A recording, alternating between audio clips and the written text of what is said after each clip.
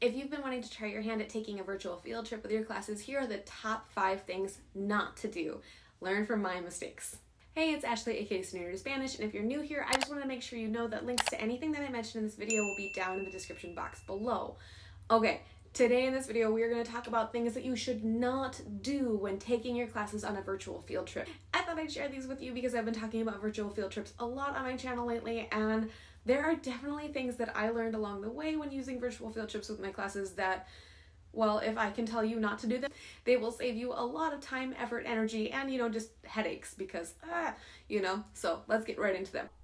All right, top 5 mistakes that I made when trying to do virtual field trips with my students. The first one, which is just such a rookie mistake, is not checking the tech on a student device. So sometimes when we're starting a new website or trying a new tool or trying a new something, we check it at home because we found it while we were scrolling and we thought we'd try it out. Then we come to school, we find out it's not blocked, so cool, full steam ahead, we're working.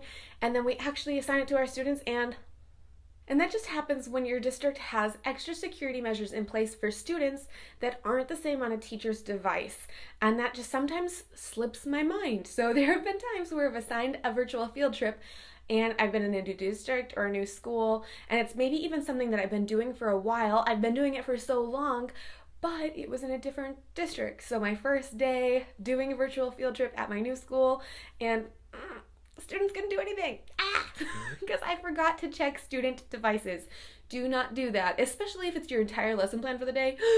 Panic, right? Because the students can't access the field trip itself. So always, always, always make sure you check whatever tool you're choosing to use on a student device to make sure they have access for it. And my favorite way to do that is to just, while they're working on something else, right? Maybe they're doing a gallery walk, maybe they're working on a worksheet, maybe they're doing a partner activity or practice activity. Hey, so-and-so, can I steal your computer for a second? Steal computer, check the website, give it back to the kid. It takes less than 5 minutes usually to just open up the browser and make sure that they can access it, but it will save you a world of headaches. Okay, the second mistake is using a website that is really, really cool, but costs you money or just takes you a lot of time to learn and figure out. There are tons and tons of really cool tools out there, but sometimes they just overcomplicate things. They're really hard for you to learn, and so it takes you so much longer to actually make the trip than it needs to, or it's hard for students to navigate and figure out, and that gets frustrating for them, right? Technology should always be used to assist in learning. It should not get in the way of learning. I have a post on the SAMR model. This is something that I could soapbox on for a long, long, long time, but I do not feel that technology should ever get in the way of language acquisition. So if you're choosing a tool that's just overcomplicated, taking you more time, or costs you money, and there's lots and lots of things out there we could spend our money on, that would be a basic virtual field trip mistake, in my opinion. Keep it simple, save yourself time, and do not get in the way of your students' learning with a really cool, fancy, shiny new toy. Mistake number 3 is the video trap, and this is what I would call searching for perfection when you're trying to find the perfect video to put on a marker or the perfect video to add in your virtual field trip for your students. You could spend hours, years really, watching all of the content that's out there on YouTube, that's out there on the internet, trying to find the perfect thing to share with your students about whatever that marker is on, right? Whatever aspect of culture you're trying to teach them about. Do not fall into that trap because it will take you literally years to make a virtual field trip if you're watching every single video, trying to find the perfect one, trying to find the perfect language, trying to find the perfect whatever it is. Pick one that's good enough, put it in there, move on. Later, if you're just scrolling and you happen to find something that is fantastic, yeah, you can go back and update it later. That's fine, but getting it done is more important than spending 8 hours making a virtual field trip. The 4th mistake is giving the handouts or giving the comprehension questions right away. And I've talked about this in my videos where I explain the lesson plan and how I like to do virtual field trips.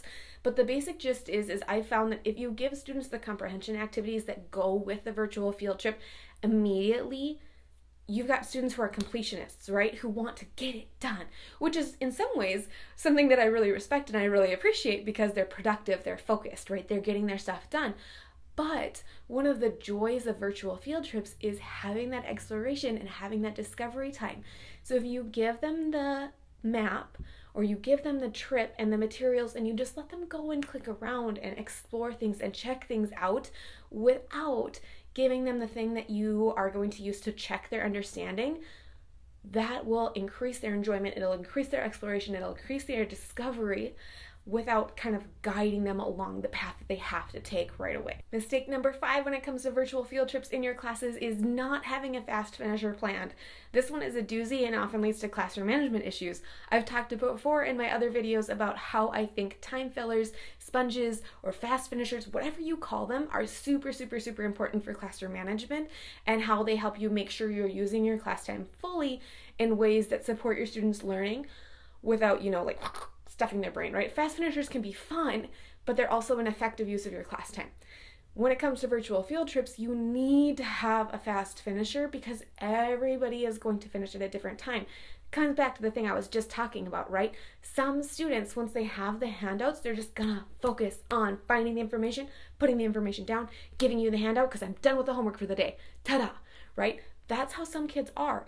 Those kids, once they finish, because they're gonna finish before the kid who gets super ingrained to watching the YouTube video because you did find the perfect video for one of those markers, right? They're gonna get really into exploring the whole map. That kid's probably not gonna need a fast finisher, but you do want something for that kid who's gonna knock it all out, be done, and then what, right? So classroom management purposes, you always wanna make sure you have a time filler or a fast finisher option to follow up on what they're doing in that virtual field trip. If you want to learn even more about virtual field trips, make sure you check out my video with everything that you need to know about them. How to design them, how to create them, when to use them in a unit plan, how they can look in a lesson plan, and more. Everything that you need to know all in one hefty video. I'll link it right here for you. Remember, everything that I've mentioned in this video is down in the description box below, so that's where you can check that out. Thanks so much for watching. I'll see you in the next one.